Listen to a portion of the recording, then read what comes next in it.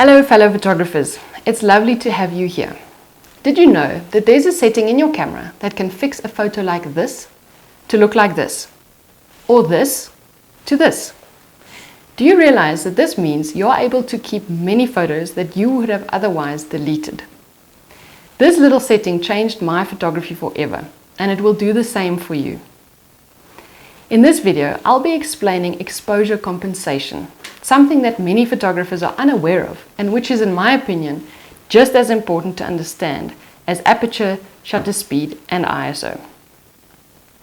I'll be explaining what exposure compensation is, how it works, where to find it in your camera and when you should use it. At the end of the video, I'll be showing you the before and after of creative images that I have taken together with the settings, and specifically the exposure compensation that made all the difference to the image. I'm Danielle Carstens. I'm a wildlife photographer and photo safari leader in Africa from Africa, and I lead photo safaris throughout Africa. If you love photography, conservation and travel, please subscribe to join the C4 Circle as we bring you top quality photo tutorials, in the field content, conservation stories and much more.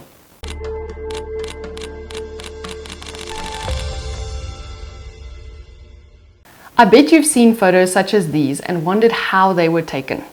I remember seeing my first rimlet image years ago and I absolutely fell in love with the effect, not even knowing how it was taken.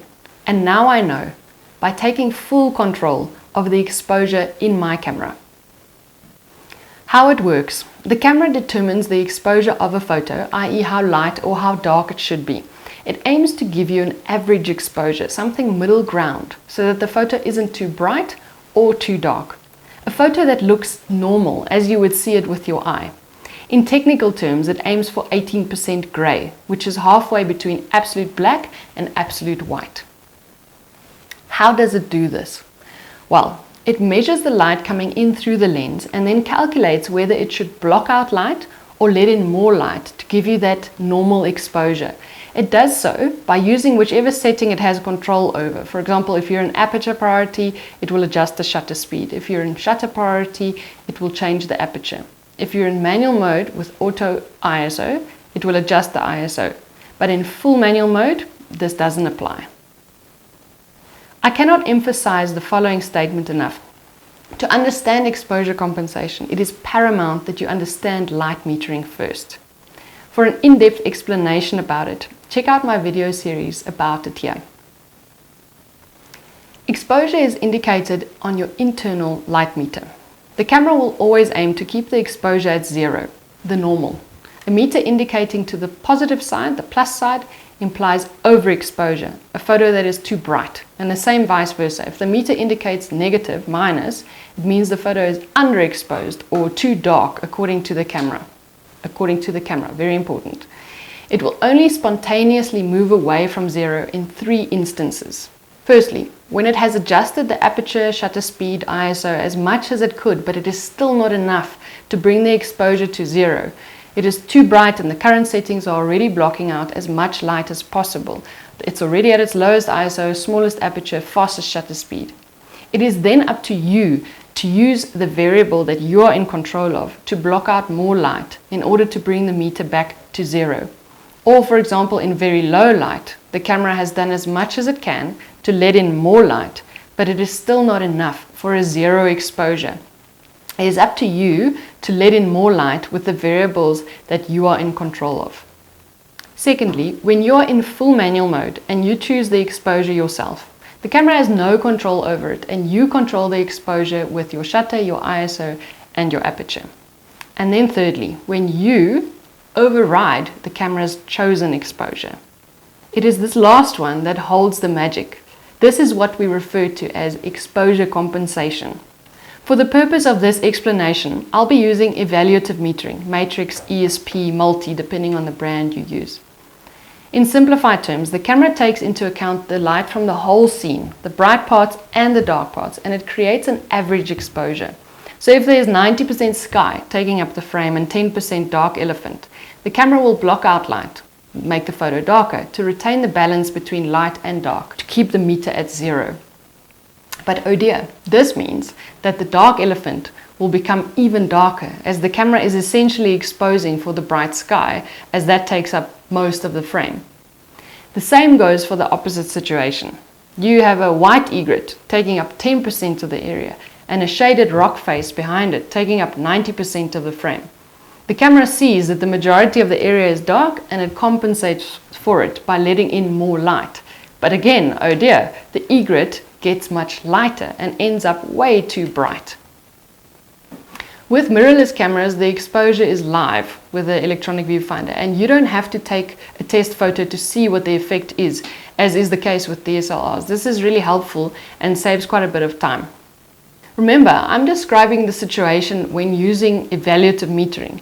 When spot metering, the results will be different, but I don't like spot metering for wildlife photography, and I tell you why in my videos about metering. Now back to the elephant.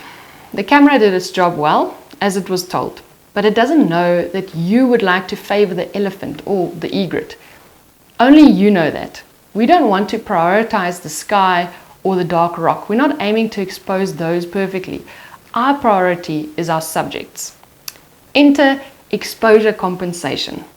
You are able to override the camera's chosen exposure and take full control over the exposure, thereby prioritizing and correctly exposing your subject by setting it to +1, +2, -1/3, -2/3. It works in increments of thirds. By doing this, you can make sure that the elephant is not a dark blob, but a well-lit, detailed subject. You can make sure that you can see the details in the egret's feathers by exposing for it correctly and preventing it from being overly bright. It's magic, isn't it? Where to find it? It's usually indicated by this symbol. Some cameras, for example most Nikons, have an existing button for it to use in conjunction with one of your dials, and on the other cameras you have to set it up by assigning a shortcut button or changing it on your LCD screen. Now that you know what exposure compensation is, how it works and where to find it, let's find out when to use it. In a nutshell, exposure compensation is to be used in two scenarios. Firstly, when there is contrast between your subject and its surroundings. Those are the scenarios when the camera will get it wrong. The less the contrast between your subject and its surroundings, the less you have to compensate to favor your subject. Remember, the size of the subject in the frame matters greatly. If you almost fill your frame with your subject, say the white egret fills up 80% of your frame and the rest of the frame is dark, the camera will do a pretty good job at getting the egret's exposure right because it's taking up so much of the frame and the camera creates an average. Secondly, when the camera overcompensates in extreme lighting conditions, very bright or very dark conditions. Let me give you a scenario. You're on safari and the sun has set. There's very little light left and the camera will do its best to bring in as much light as possible. Often it overcompensates and it makes it much lighter than it should be. And this sacrifices settings in the process. When this happens, you can underexpose slightly to counteract the camera's chosen exposure.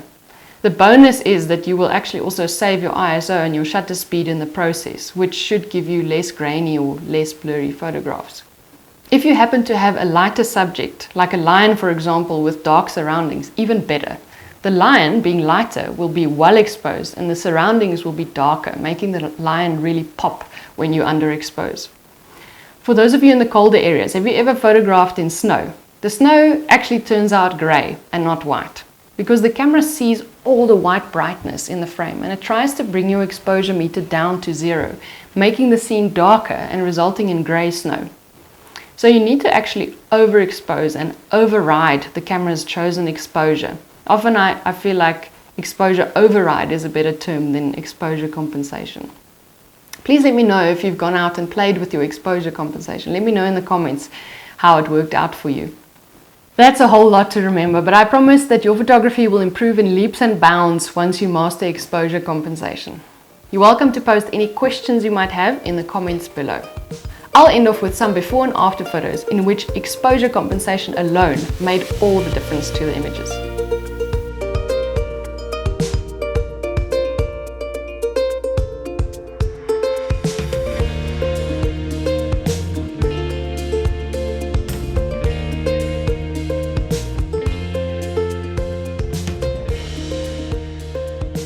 That's it for now. I'll see you again soon, and until then, keep well. Bye-bye.